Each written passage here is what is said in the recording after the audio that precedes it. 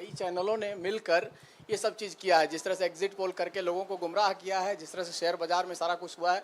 जी news ने भी इस मामले को उठाया है और बताया है, और आपके कहने का सीधा अर्थ है कि अडानी को इसका फायदा उठाने के लिए किया गया है? नहीं, मेरा कहने का ये अर्थ है कि उसमें अडानी इन्वॉल्व हो सकता है, मगर ये अडानी से बहुत बड़ी चीज है।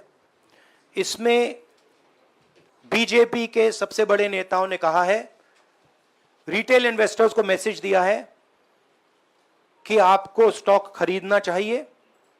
उनके पास इंफॉर्मेशन थी कि एग्जिट पोल्स गलत हैं, उनके पास इंफॉर्मेशन थी कि बीजेपी को फुल मेजॉरिटी नहीं मिलने वाली है, और वो जानते थे 3 जून को और 4 जून को क्या होने वाला है। कितने का? 30 लाख, कितना 30 लाख करोड़ का नुकसान हुआ है। कितने का? 30 लाख करोड़ रुपए का नुकसान हुआ है, और हजारों लाखों करोड़ रुपए का चुने हुए लोगों को फायदा हुआ है। और हम इंक्वायरी चाहते हैं प्रधानमंत्री पर, होम मिनिस्टर पर, जिन्होंने एग्जिट पोल किया उन पर, और ये जो फॉरेन इन्वेस्टर्स हैं उन पर। हाँ शेमिन,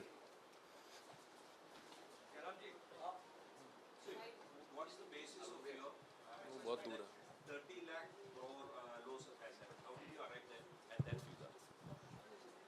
Do you want to explain? This is based on the value, market value of all the companies the day before the results came, and the market value of the stock market of all the companies at the end of the day on results. हाँ संजीव, एक minute Sanjeev.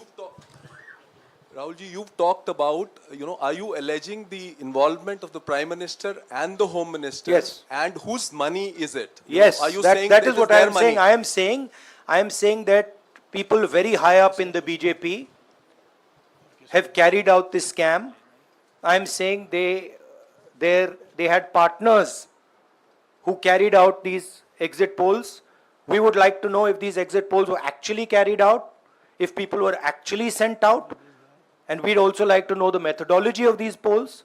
We'd like to understand who these investors are. We have some sense of who these investors are. So we are not just speaking out of the air. We are confident that if an investigation is done, interesting things will be revealed. And we think the Prime Minister and Home Minister are directly involved in this. हाँ सिद्धार्थ, जांच होनी चाहिए जिनके share बहुत up गए, जिनके सबसे ज्यादा शेयर खरीदे गए और जिनके शेयर उसके बाद में बीच में बेचे भी गए, तो उन कंपनीज का भी को भी इस दायरे में आना चाहिए, आपको लगता है? हमारा कहना है कि यहाँ पे बड़ा क्लियर है कि स्कैम हुआ है। प्रधानमंत्री ने डायरेक्टली कहा है, होम मिनिस्टर ने डायरेक्टली कहा है, इंडिकेट किया है जनता को कि स्टॉक मार्केट ऊपर जाएगी। होम मिनिस्टर ने तो साफ कह दिया कि खरीदना चाहिए। और जब प्राइम मिनिस्टर और होम मिनिस्टर और फाइनेंस मिनिस्टर ऐसी बात करते हैं तो उसका रिएक्शन आता है, लोग उसको बिलीव करते हैं। तो बिल्कुल क्लियर है कि इन 3 लोगों ने कहा है। यह भी क्लियर है कि इनको मालूम था कि रिजल्ट 400 का नहीं है, 300 का भी नहीं है।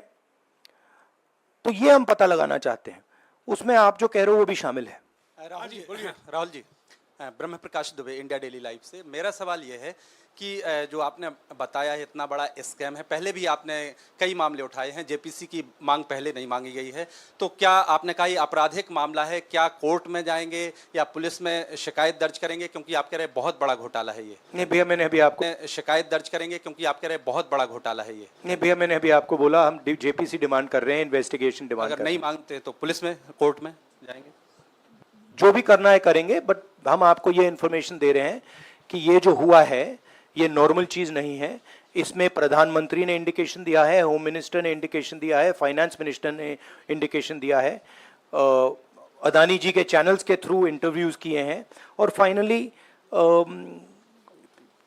लोगों ने इन्वेस्ट किया है, लोगों ने फाइनेंशियल एक्शन लिया है, कंपनीज ने शेयर खरीदे हैं।